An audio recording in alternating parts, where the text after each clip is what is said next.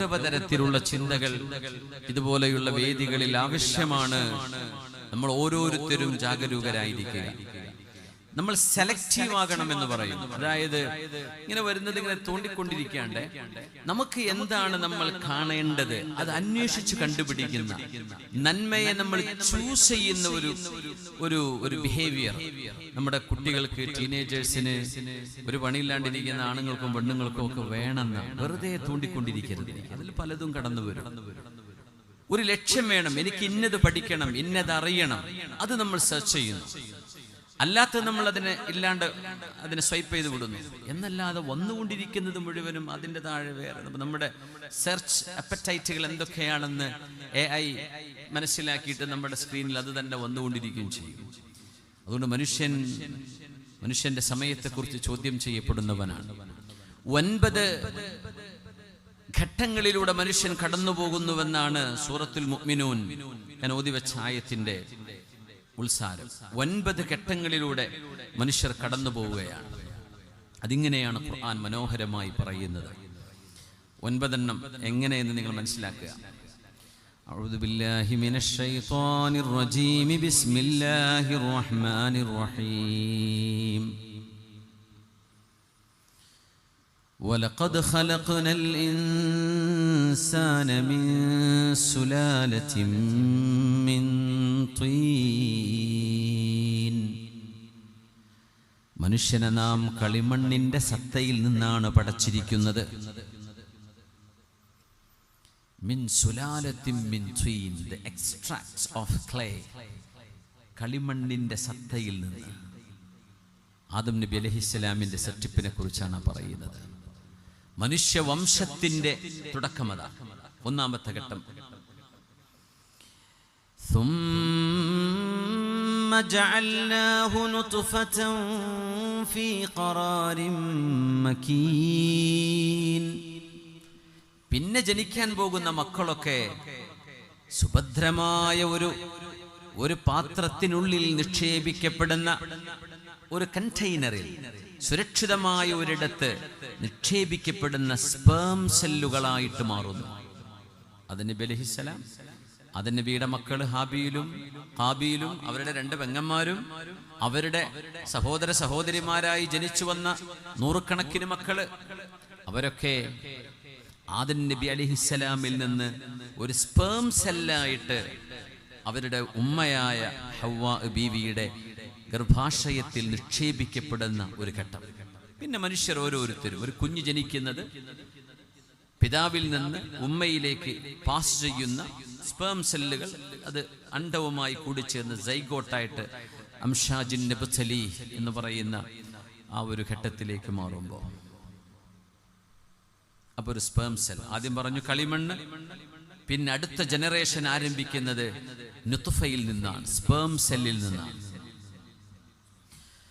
ثُمَّ خَلَقْنَا النُّطْفَةَ عَلَقَةً. ആ ശുക്ലഗണത്തെ നാം ഒരു ഇറച്ചി കഷ്ണമായിട്ട്, അലഖത്തായിട്ട്, അള്ളിപ്പിടിക്കുന്ന ഒരു രക്തപിണ്ഡമായിട്ട് മാറ്റുകയാണ് ചെയ്യുന്നത്. മോറിസ് ബുഖായിയെ പോലെയുള്ള സയന്റിസ്റ്റുകൾ ഇസ്ലാം സ്വീകരിക്കാൻ കാരണമായ ആയത്താണിത്. എംബ്രിയോളജി, ഗർഭാശയത്തിന്റെ ഉള്ളിൽ എന്ത് നടക്കുന്നുവെന്ന് ഒരു മെഷീനറിയും ഉപയോഗിച്ച് ഡയഗ്നോസ് ചെയ്യാൻ സാധ്യമല്ലാതിരുന്ന ഒരു കാലത്ത് ഒരു പെണ്ണിന്റെ ഗർഭാശയത്തിൽ നടക്കുന്ന ഒരു കുഞ്ഞിന്റെ ജനനം എങ്ങനെയെന്ന് ഖുർആൻ പറഞ്ഞ അതിന്റെ സീക്വൻസ് ഇത്രമേൽ ആക്യുറേറ്റ് ആയതുകൊണ്ട് ഇസ്ലാം സ്വീകരിച്ച സയന്റിസ്റ്റാണ് ഫ്രഞ്ചുകാരനായ മോറിസ് ബുഖായി. നമുക്കല്ലേ ഖുർആനൊന്നും പിടിക്കാത്തത്? ഇതിന് ദാഹിച്ചു വരുന്ന ആളുകളുണ്ട്, ഖുർആനിനെ ആവേശത്തോടുകൂടെ പഠിക്കുന്നവര്. അദ്ദേഹം തൻ്റെ ആ ഒരു കഴിഞ്ഞ കാലഘട്ടത്തെ മുഴുവനും ഡിലീറ്റ് ചെയ്തിട്ട്, അല്ലെങ്കിൽ ഫോർമാറ്റ് ചെയ്തിട്ട്, വിശുദ്ധ ഇസ്ലാമിൻ്റെ വിശ്വാസത്തെ സ്വീകരിക്കുകയും ഇസ്ലാം, ക്രിസ്ത്യാനിറ്റി ആൻഡ് മോഡേൺ സയൻസ് എന്നൊരു പുസ്തകം ലോകത്തിന് സമ്മാനിക്കുകയും ചെയ്ത ഒരു ശാസ്ത്രകാരൻ. നമ്മൾ പറയും ശാസ്ത്രം എന്ന്. ഈ ശാസ്ത്രം എന്ന് പറഞ്ഞാൽ പഠിക്കുക എന്നതിന് അർത്ഥമുള്ളൂ. പഠിക്കുക. ഒരു ഭക്ഷണം, ഇവിടെ ടയർ പത്തിരിയൊക്കെ ഉണ്ടല്ലോ അല്ലേ? ഒരു ടയർ പത്തിരി നമ്മുടെ മുമ്പിൽ വന്ന് കിടക്കുമ്പോൾ അത് ഉണ്ടാക്കി തന്ന ഒരു കുക്ക് ഉണ്ട് എന്ന് മനസ്സിലാക്കാൻ വല്ല പ്രയാസമുണ്ടോ? ഇല്ല അല്ലേ? ഇപ്പൊ എന്താ സംഭവിക്കുന്നത് അറിയോ? എന്തിനു പഠിച്ചോ അത് നമ്മൾ എങ്ങനെ ഉണ്ടായത് നമുക്കറിയാലോ. ബിഗ് മഹാവിസ്ഫോടനത്തിലൂടെ എങ്ങനെ ഈ ടയർ പത്തലുണ്ടായത് എങ്ങനെയാ? അത് അരിയും അതിൻ്റെ ചേരുവകളൊക്കെ ചേർത്ത് വെള്ളം ചേർത്ത് അരച്ച് പിടിച്ച് അതിനെ വേവിച്ച് കൊണ്ടുവന്നപ്പോഴല്ലേ ഇത് അപ്പമായിട്ട് മാറിയത്. നമുക്ക് മനസ്സിലായല്ലോ. അതുകൊണ്ട് ഇനി അപ്പം ഉണ്ടാക്കിയ ആൾ വേണ്ട. അങ്ങനെയാണോ അതിനർത്ഥം? ഇത് എങ്ങനെ ഉണ്ടായി എന്നേ നമ്മൾ പഠിപ്പിക്കുന്നുള്ളൂ. ആരുണ്ടാക്കി എന്ന് നമ്മൾ ചർച്ച ചെയ്തില്ല. പ്രപഞ്ചം എങ്ങനെ ഉണ്ടായി എന്ന് നമുക്ക് ഒരുപക്ഷെ ചില ഹൈപ്പോത്തസിസ് നമുക്ക് അല്ലെങ്കിൽ സം ഡിസ്പ്രൂവ്ഡ് തിയറീസ് വെച്ചുകൊണ്ട് പറയാം. ഒരിക്കലും തെളിയിക്കപ്പെടാത്ത കുറെ തിയറികൾ. ഓക്കെ, മഹാവിസ്ഫോടനം അപ്പം എങ്ങനെ ഉണ്ടായി എന്ന് പഠിച്ചത് കൊണ്ട് അപ്പം ഉണ്ടാക്കിയ ആളില്ലാന്നായോ? എങ്ങനെ ഉണ്ടായി എന്നേ പഠിച്ചിട്ടുള്ളൂ. ഇതാരുണ്ടാക്കി എന്ന ചോദ്യത്തിന് അപ്പോഴും ഉത്തരം കിട്ടിയിട്ടില്ല. ഈ ഉത്തരമാണ് വിശുദ്ധ ഇസ്ലാം ലോകത്തിന് സമ്മാനിക്കുന്നത്. നമ്മൾ പറയും സയൻസ് പഠിക്കുക എന്നർത്ഥം ഉള്ള സാധനം എന്താന്ന് ശരിക്കും നോക്കി പഠിക്കാൻ കഴിയുന്നു. അത് അത്രേ സയൻസ് എന്ന് പറഞ്ഞാൽ സ്ട്രക്ചേർഡ് സ്റ്റഡി ഓഫ് സംതിങ്. എന്തെങ്കിലും ഒരു കാര്യം വ്യവസ്ഥാപിതമായി പഠിക്കുക, അതിനാണ് സയൻസ് എന്ന് പറയുന്നത്. പഠിക്കുക എന്ന് അർത്ഥമുള്ളൂ. അത് ഇന്ന് പഠിച്ചത് നാളെ പറയും ഇന്നലെ പഠിച്ചത് തെറ്റായിരുന്നു, മറ്റന്നാൾ പറയും മിനിഞ്ഞാന്ന് പറഞ്ഞത് തെറ്റായിരുന്നു. കാരണം പഠനമാണ്. അത് മുന്നോട്ട് പോകും തോറും ചിലത് തെറ്റായിട്ട് പ്രൂവ് ചെയ്യപ്പെടും, ചിലത് ശരിയായിട്ട് തെളിയിക്കപ്പെടും. ഇതൊരു പഠനമാണ്. സയന്റിസ്റ്റുകൾ വിശുദ്ധ ഖുർആനിന്റെ വിഷയങ്ങളെ പഠിച്ചപ്പോൾ അവർക്ക് ബോധ്യപ്പെട്ടു ഇതൊന്നും 6-ാം നൂറ്റാണ്ടിൽ ജീവിച്ച ഒരു മനുഷ്യന് പറയാൻ കഴിയില്ല. അത്ര മനോഹരമായിട്ടാണ് മനുഷ്യന്റെ സൃഷ്ടിപ്പിനെ കുറിച്ച് ഖുർആൻ പറയുന്നത്. നബി തങ്ങൾ സല്ലല്ലാഹു അലൈഹി വസല്ലം നമുക്ക് ഓതിത്തരികയാണ്. തങ്ങളല്ലല്ലോ ഖുർആൻ ഉണ്ടാക്കിയത്, തങ്ങളത് നമ്മിലേക്ക് എത്തിച്ചു തന്നവരാണ്. ثم خلقنا النطفة علقة. ആ സ്പേം സെല്ലിനെ, ശുക്ലകണത്തെ അല്ലെങ്കിൽ ബീജത്തെ അല്ലാഹു അള്ളിപ്പിടിച്ചു നിൽക്കുന്ന ഒരു രക്തപിണ്ഡമാക്കി നാം മാറ്റുകയുണ്ടായി. മോറിസ് ബുഖാരി പറഞ്ഞത് അലഖ എന്ന് പറഞ്ഞാൽ ശരിക്കും അറബിയിൽ അട്ടക്ക് പറയുന്ന പേരാണ്. അലഖ് എന്ന് പറയുന്നത് അലഖ എന്ന് പറഞ്ഞാൽ അള്ളിപ്പിടിക്കുക, ഒട്ടിച്ചേർന്ന് നിൽക്കുക എന്നും അതിനർത്ഥമുണ്ട്. അപ്പോ ഒരു കുഞ്ഞ് ജനിക്കാൻ തുടങ്ങുന്ന ആദ്യത്തെ ദിവസങ്ങളിൽ പിതാവിന്റെ ഉദരത്തിൽ നിന്ന് ഉമ്മയുടെ ഗർഭാശയത്തിലേക്ക് നീങ്ങിയ ആ ഒരു മില്യൺ കണക്കിന്, ദശലക്ഷക്കണക്കിന് കുഞ്ഞുങ്ങൾ ഉണ്ടാകാൻ സാധ്യതയുണ്ടായിരുന്ന ശുക്ലസ്രാവത്തിൽ നിന്ന് ഒരു സെല്ല് സൈഗോട്ടായി മാറുമ്പോൾ ഒരു കുട്ടിയാവും. അത് 2 ഇരട്ട കുട്ടികൾ എന്ന് പറയും. പക്ഷെ അവിടെ ഒരു 10 ലക്ഷം കുട്ടികൾ ഉണ്ടാവാനുള്ള സാധ്യത ഒരു നേരത്തെ സ്രവത്തിലുണ്ട് എന്നതാണ് അത്ഭുതം. ഇനി ഒരു കുട്ടി ഉണ്ടാവുന്നുള്ളൂ, അല്ലെങ്കിൽ 2, ചിലപ്പോൾ 3, 4 ഒക്കെ ആയി എന്ന് വരും. പക്ഷെ റയർ കേസുകൾ. ഗർഭാശയത്തിന്റെ ഭിത്തിയിൽ അദ്ദേഹം ഏതാനും 1, 2, 3, 4 ആഴ്ചകൾ കഴിയുന്ന ഗർഭാശയത്തിനുള്ളിൽ കിടക്കുന്ന ഈ സ്പേം സെല്ലിന് എന്ത് സംഭവിക്കുന്നുവെന്ന് എംബ്രിയോളജി പഠിച്ച ഈ മോറിസ് ബുഖായി അദ്ദേഹം പഠിച്ചു നോക്കുമ്പോൾ കണ്ടെത്തുന്നത് ഗർഭാശയത്തിന്റെ ഭിത്തിയിലേക്ക് അള്ളിപ്പിടിച്ചു നിൽക്കുന്ന ഒരു രക്തകഷ്ണമായിട്ടാണ് ഇത് മാറുന്നത്. അപ്പൊ അലക്ക എന്ന് പറഞ്ഞാൽ നമ്മൾ രക്തകണ്ഠം അല്ലെങ്കിൽ രക്തത്തിന്റെ ഒരു കഷ്ണം പോലെ എന്ന് പറയാ. പക്ഷെ അത് അട്ടയെ പോലെയാണ്. അട്ടയ്ക്കും പറയുന്ന പേര് അലക്ക എന്നാണ്. അപ്പോഴാണ് അട്ടയുടെ ഒരു ഫോട്ടോ എടുത്തിട്ട് ഗർഭാശയ ഭിത്തിയിൽ കിടക്കുന്ന 3 ആഴ്ചയോ 4 ആഴ്ചയോ പ്രായമുള്ള ഒരു ഭ്രൂണത്തിന്റെ തുടക്കത്തെ നോക്കുമ്പോൾ അട്ടയുടെ അതേ രൂപത്തിൽ കിടക്കുന്ന സാധനമാണ്. ഇത് എങ്ങനെ പുണ്യനബിക്ക് പറയാൻ കഴിഞ്ഞു എന്നാണ് ഈ മനുഷ്യൻ അത്ഭുതപ്പെട്ടത്. അട്ടയെപ്പോലെ തോന്നിപ്പിക്കുന്നു. അട്ട ചോര കുടിക്കുന്നതാണ്. ഗർഭാശയ ഭിത്തിയിലേക്ക് അള്ളിപ്പിടിച്ച് ചോര കുടിച്ചുകൊണ്ടാണ് ഈ സാധനം വളരുന്നത്. അപ്പൊ എക്സാക്ട്ലി ലീച്ച് ലൈക്ക് സബ്സ്റ്റൻസ്, ഒരു അട്ടയെപ്പോലെ തോന്നിപ്പിക്കുന്ന ഒരു സാധനമായിട്ടാണ് ഈ കുഞ്ഞിന്റെ വളർച്ച ആരംഭിക്കുന്നത്. ഇതെങ്ങനെ ഒരു ലാബോ ഒരു ECGയോ ഒരു MRI ഒന്നുമില്ലാത്തൊരു കാലഘട്ടത്തിൽ എങ്ങനെ പുണ്യനബിക്ക് ഇത് പറയാൻ കഴിഞ്ഞു? അതുകൊണ്ട് ഇത് മനുഷ്യന്റെ വചനമല്ല. ഇങ്ങനെയാണ് മനുഷ്യൻ ഇസ്ലാം സ്വീകരിക്കുന്നത്. അല്ലാഹുവിന്റെ ചില വാക്കുകളുടെ സറ്റിലിറ്റി ഓഫ് ഖുർആനിക് ലാംഗ്വേജ്. ثم خلقنا النطفة علقة. മൂന്നാമത്തേത് രക്തപിണ്ഡമായി നാം അതിനെ മാറ്റുകയാണ്. ഫഖലഖനൽ അലഖത മുദ്ഗ, ആ രക്തപിണ്ഡത്തെ നമ്മൾ ഒരു മാംസകഷ്ണമാക്കി മാറ്റി. മുദ്ഗ, മലഗ എന്ന അറബിയിൽ പറഞ്ഞാൽ ചവക്കുക എന്നാണ് ആ വാക്കിന്റെ അർത്ഥം. മലഗ. മുദ്ഗ എന്ന് പറഞ്ഞാൽ ചവച്ചത് എന്നാണ്. അതായത് രക്തപിണ്ഡം കഴിഞ്ഞ് അടുത്ത മാംസകഷ്ണമായി മാറുന്ന ഈ കുഞ്ഞ് ശരിക്ക് പല്ലിന്റെ അണപ്പല്ലുകൾ കടിച്ചാൽ ഭവിക്കുന്നത് പോലെ ആ ഇറച്ചി കഷ്ണത്തിന്റെ മീതെ പല്ലിന്റെ അടയാളം പോലെയുള്ളത് നമുക്ക് എംബ്രിയോ നോക്കിയാൽ മനസ്സിലാക്കാൻ പറ്റും. ഇതോ വിശുദ്ധ ഖുർആൻ പറഞ്ഞ വളരെ കൃത്യമായ വിവരണമാണിത്. അദ്ദേഹം അത്ഭുതപ്പെട്ടു പോയി. ആ വാക്ക് നോക്കണം, ചവച്ചാൽ പല്ലിന്റെ അടയാളം പതിയുന്ന പോലെയുള്ള മാംസകഷ്ണം എന്നാണ് ആ വാക്കിന്റെ അർത്ഥം. അങ്ങനെ തന്നെയാണ്. നിങ്ങൾ നോക്കിക്കോ, ഒരു 6 ആഴ്ചയോ 7 ആഴ്ചയോ 8 ആഴ്ചയോ കഴിയുമ്പോഴേക്കും ആ ഭ്രൂണത്തിന്റെ അവസ്ഥ അങ്ങനെയാണ്. മുദ്ഗത്താൻ. സുബ്ഹാനല്ലാഹ്. എന്നിട്ട് അല്ലാഹു പറയാം, അപ്പൊ എത്രനായി? സുലാലത്തും മിൻ തീൻ, നുത്ഫ, അത് കഴിഞ്ഞാൽ പിന്നെ അലഖ, അലഖ കഴിഞ്ഞാൽ മുദ്ഗ, 4 എണ്ണമായി. നമ്മൾ അറിയാതെ നമ്മൾ കടന്നു വന്ന ട്രാൻസ്ഫോർമേഷൻ. 5-ാമത്തേത് ഫഖലഖനൽ മുദ്ഗത ഇളാമാ, ആ മാംസകഷ്ണത്തെ നാം എല്ലുകളായി പടച്ചു. ഈ മാംസകഷ്ണം പിന്നെ മാറുന്നത് ബോൺസ് ആയിട്ടാണ്, എല്ലുകളായിട്ട് രൂപപ്പെടുകയാണ്. ഫകസൗനൽ ഇളാമ ലഹ്മാ, ആ എല്ലുകളെ നാം മാംസം കൊണ്ട് പൊതിയുകയാണ്. അപ്പോഴേക്കും ബോൺസ് രൂപപ്പെടും, ശരീരത്തിൽ എല്ലുകൾ രൂപപ്പെടും. ആ എല്ലുകളെ അടുത്ത ഘട്ടം, 6-ാമത്തെ ഘട്ടം മാംസം കൊണ്ട് പൊതിയുകയാണ്. കണ്ണ് വന്നു, കാത് വന്നു, മൂക്ക് വന്നു, ചുണ്ടുകൾ വന്നു. ലിംഗനിർണയം ചെയ്യാൻ പറ്റുന്ന വിധം ബോഡി ഷേപ്പുകളായി തുടങ്ങി.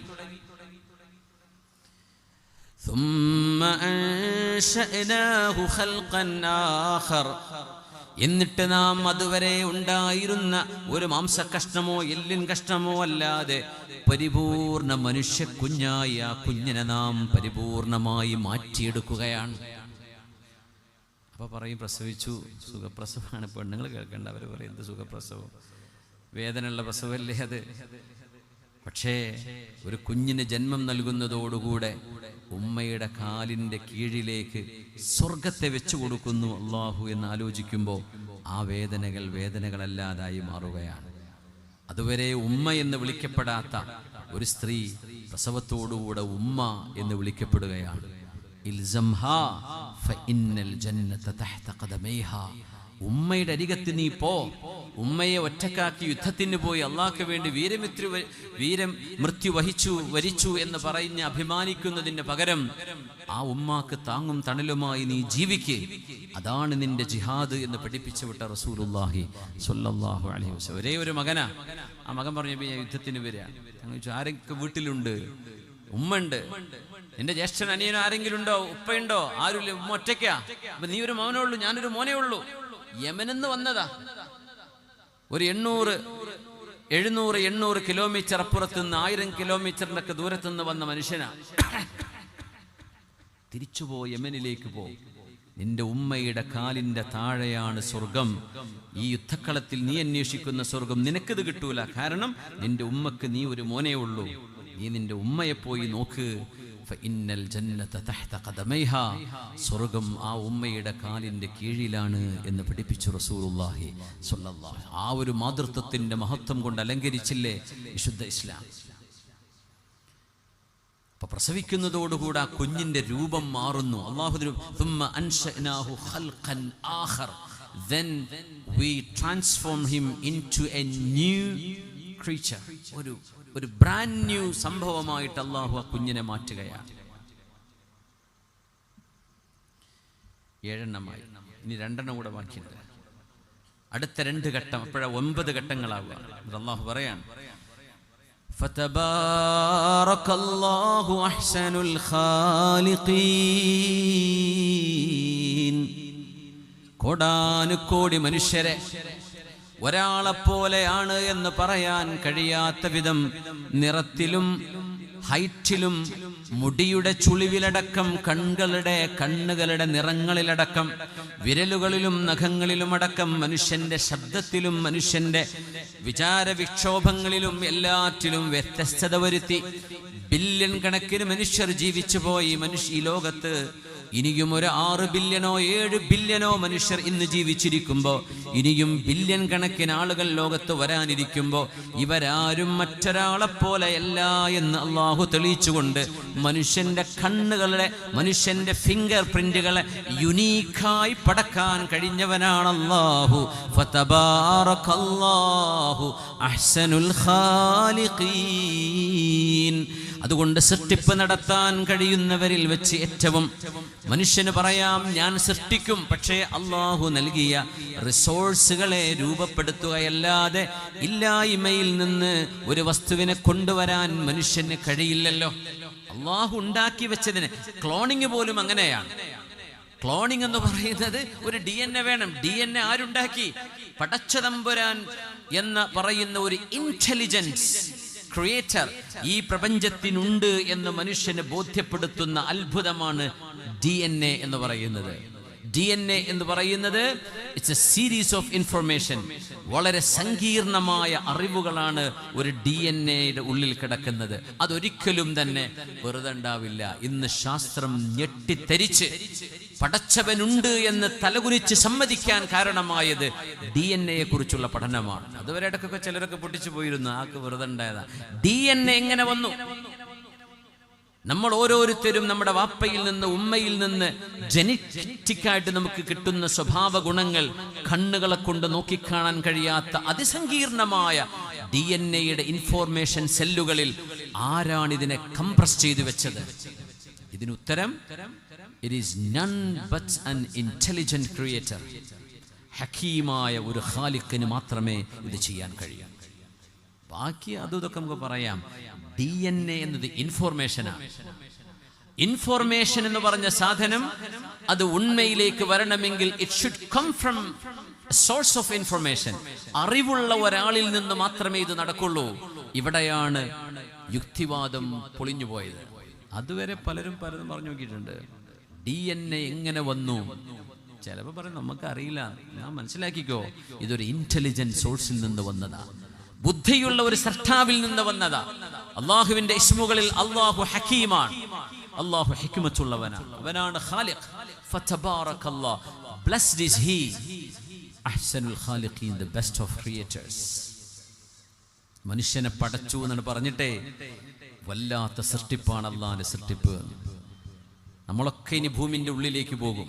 കുറെ ആളുകൾ ഇതുപോലെ ഒരു 50, 70, 100 കൊല്ലം കഴിഞ്ഞാൽ ഈ കടിയങ്ങാട് പ്രദേശത്ത് ഭൂമിക്ക് മുകളിലൂടെ നടക്കും. ഇപ്പൊ നമ്മളൊക്കെ ഭൂമിന്റെ ഉള്ളിലായിരിക്കും.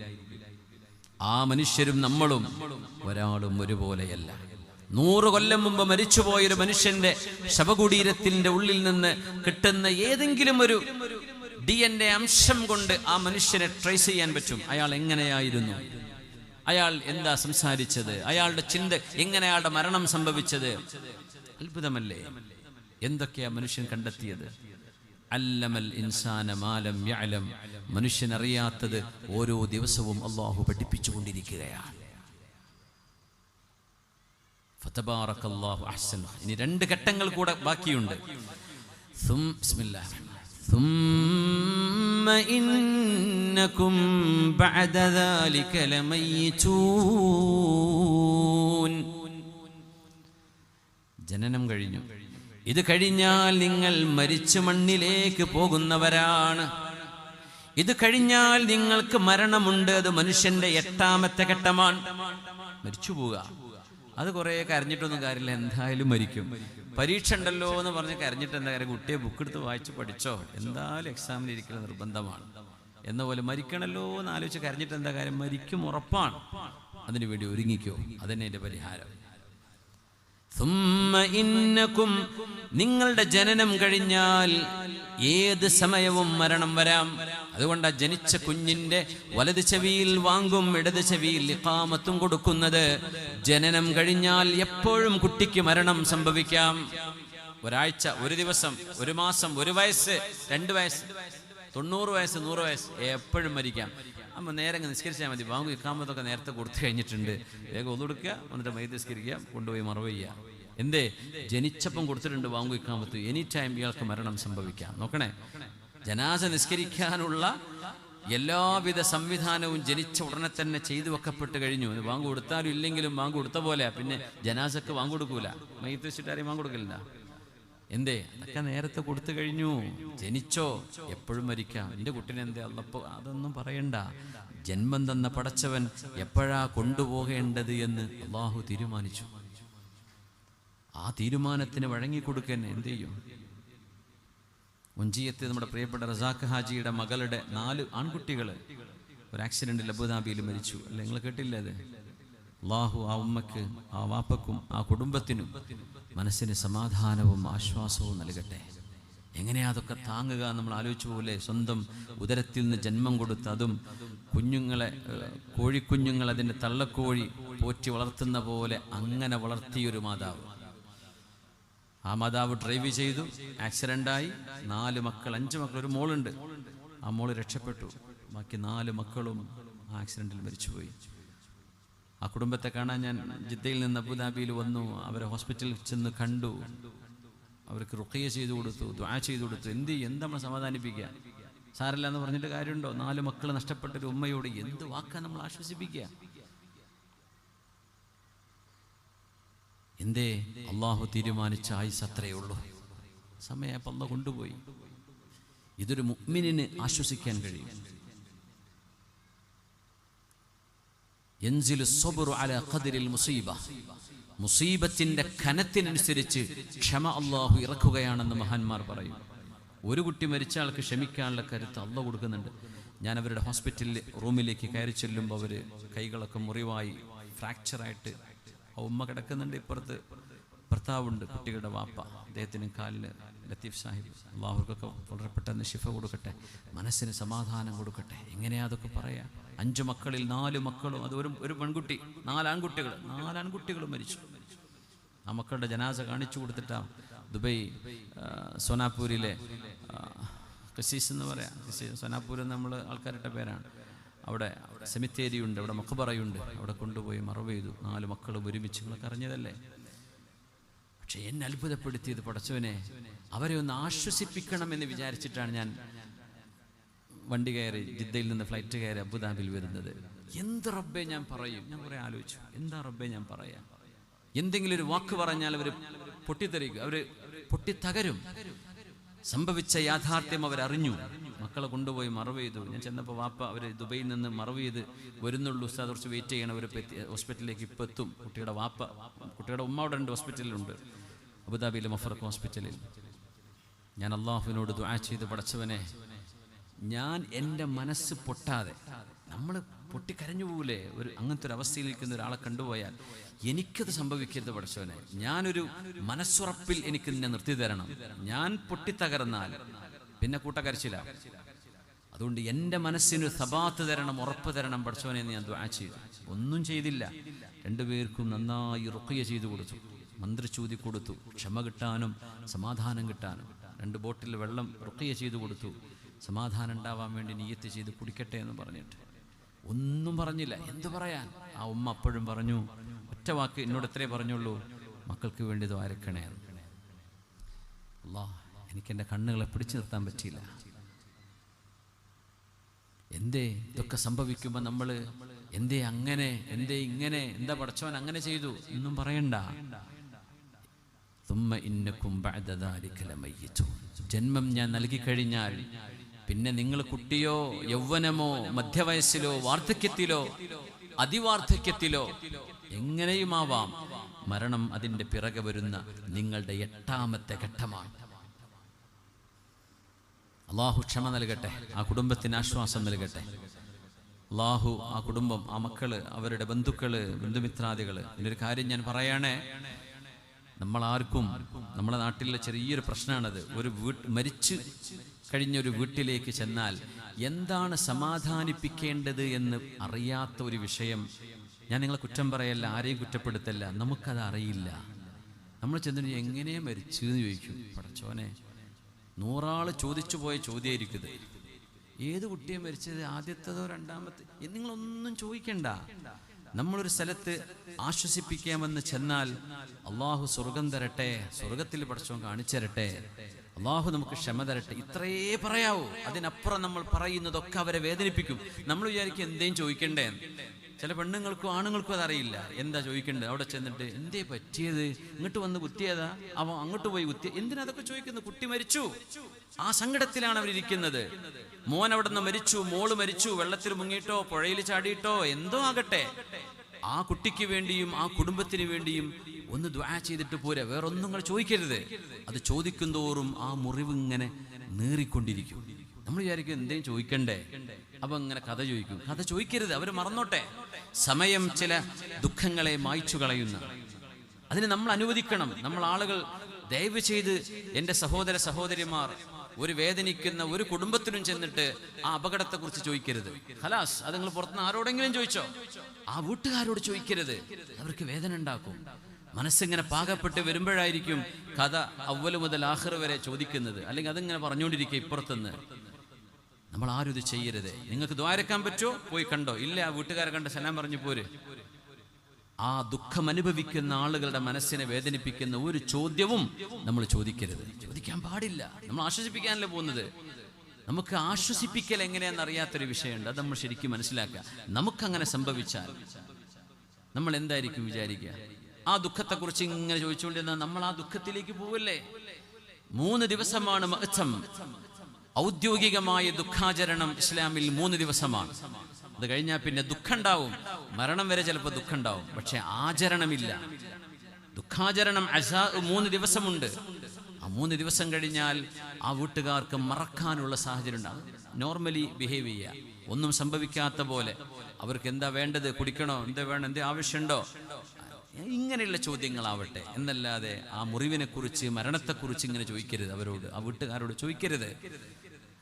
ഞാൻ പറയണമെന്ന് ആഗ്രഹിച്ചു പോകാറുണ്ട് പലപ്പോഴും. ഞാൻ ആ വീട്ടുകാരോട് തന്നെ പറഞ്ഞു, ആ മരണം സംഭവിച്ചു വിട്ടില്ല. ഞാൻ പറഞ്ഞു, ആരെയും സന്ദർശകർ അനുവദിക്കേണ്ട, അവരൊന്ന് മനസ്സ് പാകപ്പെടട്ടെ. സന്ദർശകരെ വിളിച്ച് എന്താ വിളിച്ചു എന്ന കാര്യം, ആളുകൾ വന്ന് കണ്ടിട്ട് എന്താ കാര്യം, ഇതല്ലേ ചോദിക്കാൻ പോകുന്നത്. അപ്പോൾ മനസ്സ് വേദനിക്കും. അള്ളാഹു ആശ്വാസം നൽകട്ടെ, അള്ളാഹു ആശ്വാസം നൽകട്ടെ. നാളെയോ മറ്റന്നാളോ നമ്മുടെ വീട്ടിലും നമ്മുടെ മക്കൾക്കും ഇതുപോലെ വല്ല അനുഭവവും വരുമ്പോഴാണ് ആ ദുഃഖത്തിൻ്റെ ഭാരം എത്രയാണെന്ന് നമ്മൾ തിരിച്ചറിയുക. അള്ളാഹു പടച്ചതമ്പുരാന്റെ ഖലാഉകൾ നമ്മൾ സ്വീകരിക്കാൻ ബാധ്യസ്ഥരാണ്.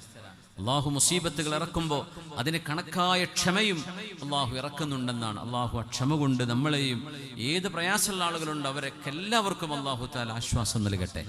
ആമീൻ. ജാതിയും മതമൊന്നും ബാധകമല്ല. ദുഃഖം എല്ലാവരുടെയും ദുഃഖമാണ്. മക്കൾ എല്ലാവർക്കും മക്കളാണ്. മാതാപിതാക്കൾ എല്ലാവർക്കും മാതാപിതാക്കളാണ്. അത് ഹിന്ദുവിൻ്റെയും മുസ്ലിമിൻ്റെയും ജൂതൻ്റെയും ക്രിസ്ത്യാനിയാണെങ്കിലും ആരാണെങ്കിലും മനുഷ്യരുടെ ദുഃഖവും മനുഷ്യരുടെ വികാരവും ഒന്നാണ്. ആ വികാരത്തെ നമ്മൾ മനസ്സിലാക്കുകയും ആ ദുഃഖത്തിൽ അവരോട് ഒപ്പം താങ്ങായി നിന്ന് അവർക്ക് മനസ്സിന് ആശ്വാസം നൽകാൻ കഴിയണമെന്ന്. എന്തുകൊണ്ടെന്നറിയോ? ജന്മം കഴിഞ്ഞാൽ മരണം അള്ളാഹു എഴുതി വെച്ചതാണ്. 8ാമത്തെ ഘട്ടമതാണ്. 9ാമത്തേത് ثم إنكم يوم القيامة تبعثون. മരണം കഴിഞ്ഞാൽ പരലോകത്തേക്ക് അള്ളാഹു നിങ്ങൾക്ക് പുനർജന്മം നൽകും.